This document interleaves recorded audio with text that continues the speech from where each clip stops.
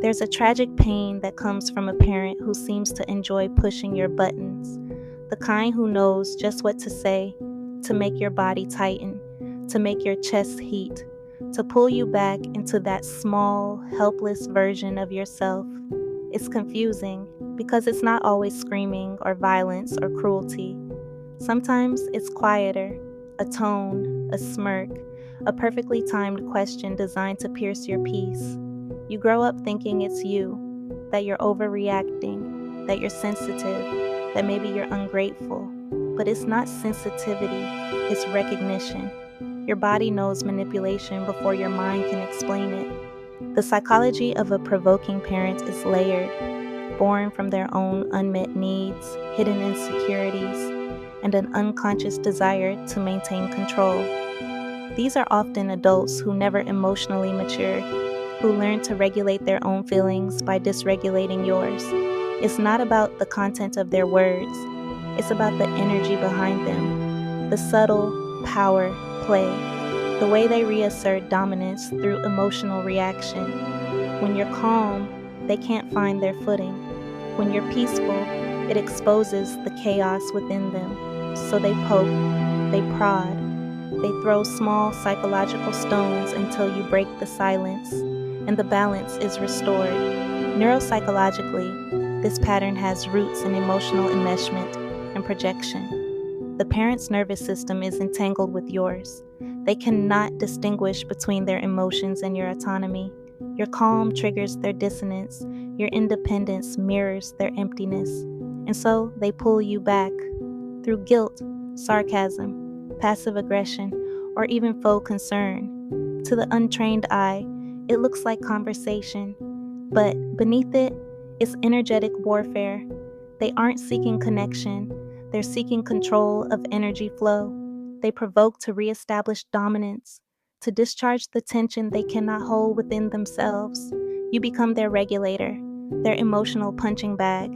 As a child, this creates chaos in the nervous system.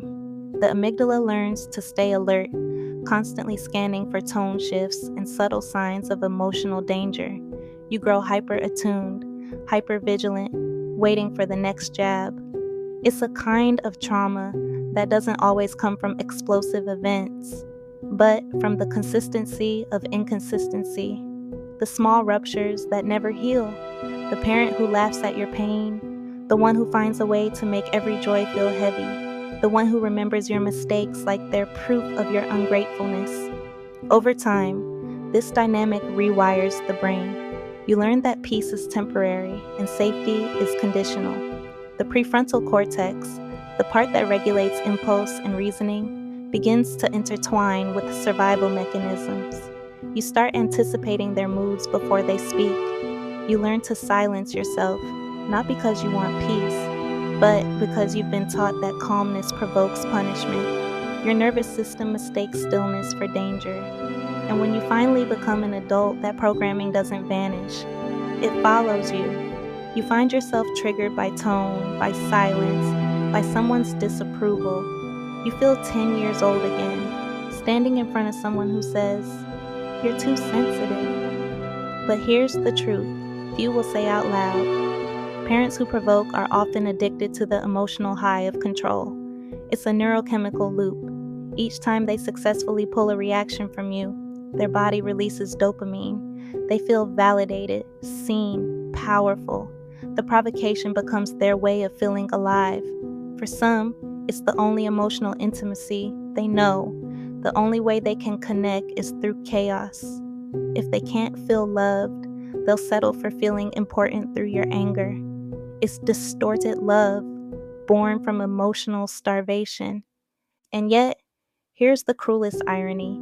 The child internalizes this, too. You begin to associate intensity with love. You find comfort in unpredictability because it's familiar. Calm partners bore you. Emotional safety feels strange. Your brain mistakes peace for detachment.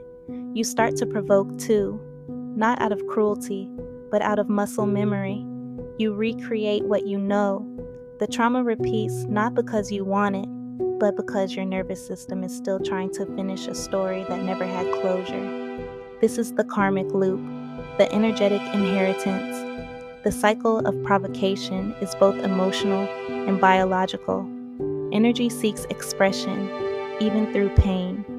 And when the original wound, the parent's unresolved shame, resentment, or emptiness is left unhealed, it flows downward through generations.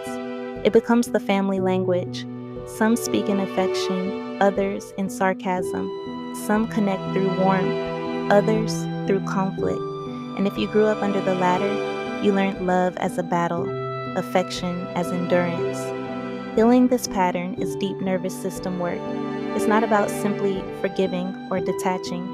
It's about reclaiming energetic autonomy, learning to no longer take the bait, understanding that provocation thrives on reaction. When you begin to regulate your own emotions, you short-circuit their control.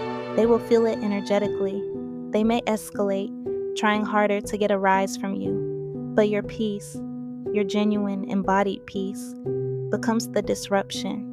You stop dancing to the rhythm they set. You stop feeding the dynamic. Neuropsychologically, this means rewiring your threat response. It's recognizing that their anger, their sarcasm, their guilt trips are not yours to metabolize. When you stay calm, the amygdala doesn't fire as intensely. Your vagus nerve, the communicator between brain and body, begins to signal safety. Again, you begin to differentiate your emotions from theirs. That separation is sacred. That's individuation, something provoking parents fear most. Because when you no longer react, they lose the illusion of power. But it's not easy. The grief that follows is its own kind of death. You grieve the fantasy that they will one day stop. You grieve the dream of being understood.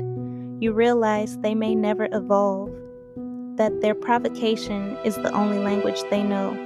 And that's when your real healing begins. When you stop trying to translate love out of pain. You stop performing calmness to earn peace. You start living it for yourself. Spiritually, there's something deeper happening here, something alchemical. When you refuse to engage in the cycle, you begin to transmute generations of emotional dysfunction. You stop being the regulator for their nervous system.